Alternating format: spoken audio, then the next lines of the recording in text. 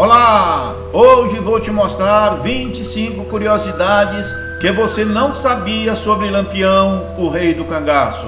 Mas antes, dê um like, se inscreva no canal, ative o sininho, seja membro, é só R$5. Me ajude a fazer vídeos de qualidade. Combinado? Então, bora pro vídeo. Virgulino Ferreira da Silva é uma das figuras mais famosas e polêmicas da história do Brasil. É um dos maiores símbolos do Nordeste brasileiro, líder do movimento cangaceiro. Essa figura é essencialmente polêmica desde sua época, sendo um bandido para uns e um herói para outros. Nascido em 1998 na cidade pernambucana de Serra Talhada, existem duas possibilidades sobre o seu falecimento. Uma é que Lampião encontrou seu fim em uma emboscada policial contra os bandos em 1938 na Gruta dos Angicos, Sergipe. A outra é que ele fugiu com Maria Bonita para uma fazenda em Minas Gerais. O governador. Com certa arrogância e egocentrismo, Lampião costumava dizer que seu sonho era ser governador de um novo estado sertanejo, alternativo, formado pelas regiões que tinham mais influência, com porções dos estados da Bahia, Pernambuco, Alagoas e Sergipe. Fé e alma.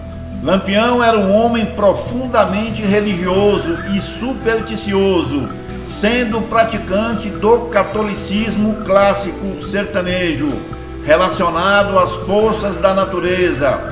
Respeitava os padres, principalmente o padre Cícero, que considerava seu padroeiro. Todo meio-dia parava para rezar e praticava jejum de sexta-feira. Quando ia eliminar um traidor ou inimigo, e se o candidato a defunto clamasse por sua vida e por Padre Cícero, ele poupava a vítima. Lampião acreditava mesmo que tinha o corpo fechado contra o mal, puro engano. Parteiro. Com o aumento da frequência de mulheres nos bandos do cangaço, o número de partos também cresceu. Como não havia médicos prontificados, o próprio Lampião aprendeu e realizava os procedimentos, usando as técnicas que conhecia da época em que cuidava de gado bovino. Porém, tudo isso ocorria em condições bastante insalubres e com tratamento pouco delicado. Princesa do cangaço. Lampião e Maria Bonita tiveram uma filha em 1932, de nome Expedita. Ela foi entregue a um aliado do rei do cangaço, para que ela tivesse como tutor o tio João Ferreira, irmão de Lampião, que nunca entrou para o cangaço.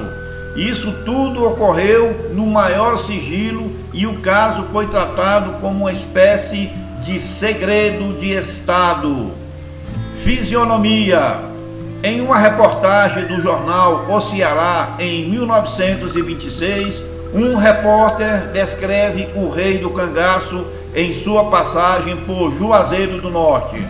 Segundo o relato, Lampião era um jovem de boa aparência, era magro, de pele morena, com cabelos fartos e pretos, chapéu de feltro e sem enfeites, e alpergatas de couro, do tipo vaqueiro.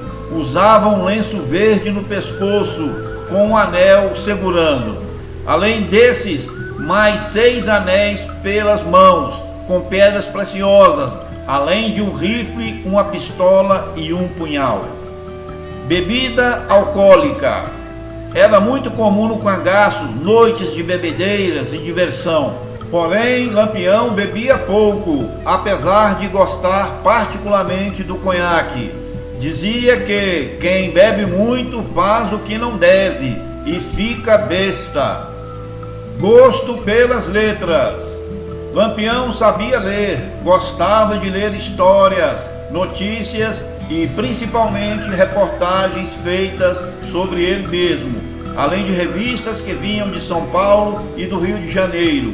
Costumava levar horas lendo e ouvindo alguém ler em voz alta para ele. Cangaceiro perfumado. Numa situação em que os banhos eram uma raridade, Lampião usava perfumes de boa qualidade e em grandes quantidades. Gostava de roubar perfumes caros e importados nas capitais, que juntava com o cheiro de suor e da brilhantina usada no cabelo, criando uma mistura de cheiros única, um odor inigualável e que virou marca do cangaço. Há relatos de banhos de perfumes generalizados que chegavam até nos animais de tração para melhorar o cheiro do bando. Poderes sobrenaturais. Para muitos volantes e policiais, Lampião genuinamente possuía superpoderes, pois era inconcebível a forma como ele conseguia fugir e não deixar rastros de sua presença. Porém, o segredo do rei do cangaço era a estratégia, pois ele comandava o bando em ações geniais, em que apagava todas as evidências de sua presença, como apagamento de pegadas e andar de trás para frente para confundir os perseguidores. Fonte de munição. A fonte de munição era variada, tem base nas ligações que Lampião tinha com os poderosos do sertão e do agreste, associado com grandes fazendeiros, políticos, coronéis da polícia, grandes comerciantes e coiteiros de extrema confiança. Houve um caso em que a munição foi transportada dentro de barris de cachaça, debaixo das barbas do perverso tenente Santinho. Apelido. Virgulino recebeu o apelido de Lampião em virtude da habilidade de atirar rápido. Essa capacidade fazia com que os tiros iluminassem a noite, lembrando em muito um lampião. Os integrantes do seu bando costumavam se referir a ele apenas como capitão, depois que ganhou a falsa patente. Coiteiros. Os fazendeiros e pequenos proprietários que davam refúgio ao bando de Lampião eram chamados de coiteiros. Era muito lucrativo trabalhar com Lampião, mas também muito arriscado. Por sua vez, os policiais que perseguiam os cangaceiros eram conhecidos como macacos. Zombação. Um dos trunfos de Lampião era a sua imensa rede de coiteiros. O bando chegou a ter cerca de 100 cangaceiros, cujos domínios se espalharam pelos estados da Bahia, Sergipe, Alagoas, Pernambuco, Paraíba, Rio Grande do Norte e Ceará. Certa vez, em tom de zombaria, Lampião escreveu uma carta ao então governador de Pernambuco, propondo a divisão do estado em dois, o que foi recebido como uma zombação. Chinela diferente. Os cangaceiros usavam chinelas típicas de sertanejo. A chinela de Lampião, porém, era diferente. Tinha um desenho e um reforço especial para corrigir uma lesão no pé direito, sofrida durante tiroteio na região Lagoa do Vieira, Pernambuco, em 1924.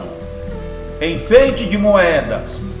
Os integrantes do cangaço gostavam de enfeitar suas roupas e armas com moedas de prata, ilhoses brancos e flores estilizadas.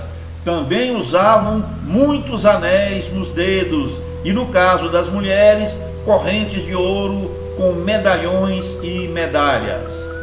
Ornamentos. Dadá, companheira de um dos fiéis seguidores de Lampião, Corisco, foi a mulher mais valente do cangaço. Em certos combates, ela participava mandando bala na polícia. Dadá introduziu muito dos ornamentos usados nas vestimentas. em bornais, sacos para transporte de água, alimento e luvas, além de chapéus. Estrela de Davi.